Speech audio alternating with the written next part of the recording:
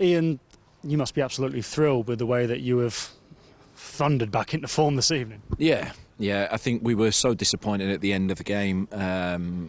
Grimsby, like we said, it had been a bad 10 days, but we felt like this was a good opportunity to try and bounce back at home. And the biggest thing for me was to show that character, to start the game positively on the front foot, and I thought we did that really well. What pleased you most about the performance then? I think the first half we were ruthless. We would just attack relentlessly, and I thought we created so many good opportunities. Second half we start again really well. A little bit disappointed. There was a patch where I think we started to overplay and use a few too many touches. But it is hard. They were low, and they countered a couple of times. The goal was a bit disappointing. But I've got to say, then we picked back up, and we looked a goal threat every time we went forward, and I think that's great. Eli Sam, man of the match this evening, and deservedly so. Yeah, and I just said to the boys in the dressing room, I think that is a great message to everybody that he hasn't played much the start of the season, but he's not complained 1 minute. He's trained relentlessly. He's improved. He's really worked hard at his game, and I've seen it in recent weeks, and that's why he merited his start. And I think it was great from him. He's just shown, kept his head down and shown what it's all about. And sometimes players come out of the team, but they just have to have that mindset, and I think he's had a very strong mindset.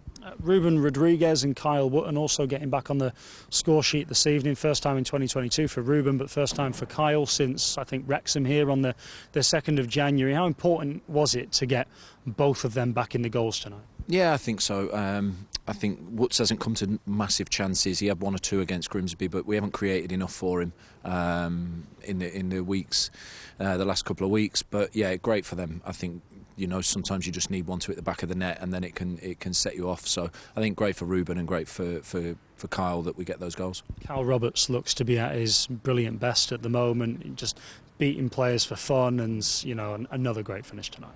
Yeah, and look, he's showing versatility because he's switching from like kind of an attacking wide right midfielder to a winger. He rotates really well with Jayden, and I think he's really showing that he's more than just a winger. He can do a lot of different things, and he was excellent again tonight. There were 3 changes. Lacey out the team, Taylor out the team, Brunt onto the bench. Obviously, we know that Brunt wasn't injured because he came on, but Lacey and Taylor weren't in the squad. Are they injured? No, they're not injured, but they've played. Joel came out from a period where he hadn't played too much, played 2 games, was a little bit tired as he come off the other day, so I just thought freshening it up was good.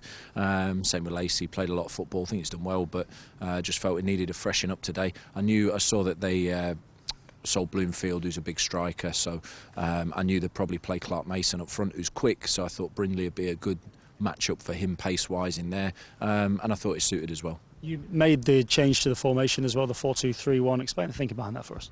Just that I think teams we're very clear with our identity and how we want to play, and I think teams have become, they've worked really hard to stop us, and I think we need to be a little bit more unpredictable, that we can switch between 3 and a 4 a little bit more freely. So today we started with a 4. I thought the players did it really, really well. Doesn't mean that 4 is going to suit every game, but I think we need to have that as an option and be able to move into that at times. I think it helps us be a little bit more unpredictable in the way we play. A source of frustration for you tonight on the pitch that you couldn't keep that clean sheet? Yeah, really. I said at half-time I wanted us to be ultra-disciplined and a bit more ruthless.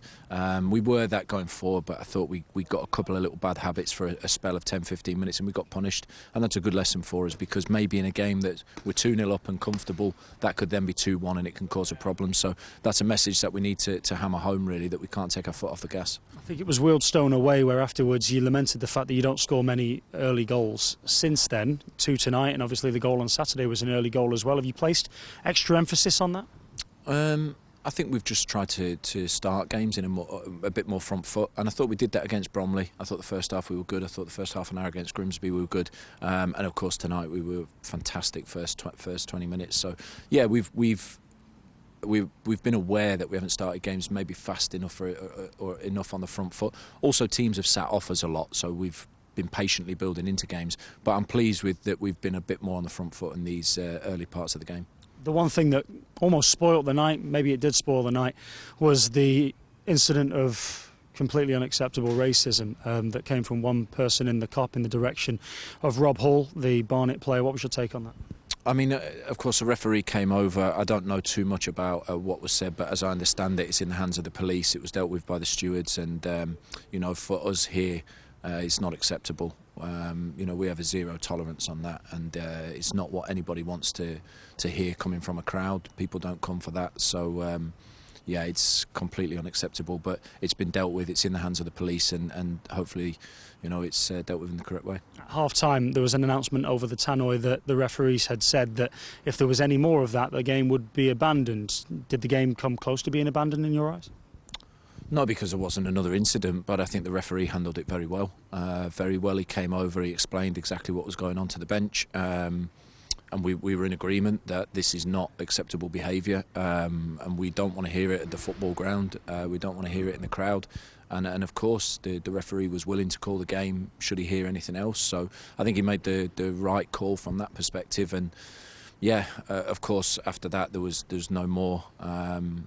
And the game carried on, but I think the referee handled it well. It felt like it, from looking at how the Notts players handled the situation out there, going over, putting their arm around him, talking to the fans in the Kop as well, and the way that Rob Hall got a standing ovation from some of the supporters when he was substituted.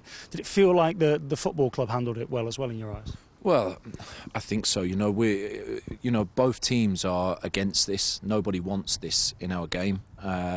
So that if one of the opposition players has had something abuse directed at him, certainly racist abuse, then it's something that we are all in together. It's not about them and us. You could see our players responded on that.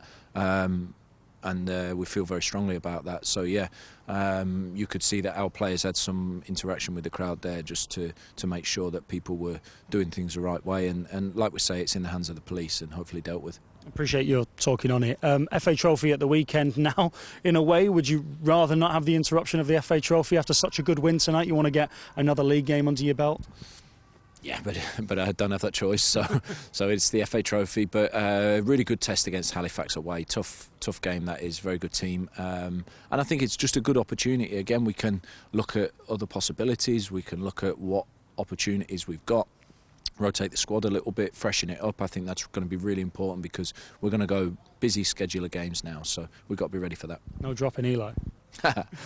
We'll see how his calf is. He was a little bit tight on his calf just before the end. He said, but Gaffer, don't bring me off until I scored 3, but I saw he was struggling a little bit, so I got him off. So we'll just check he's okay, but I'm sure he's ready to play.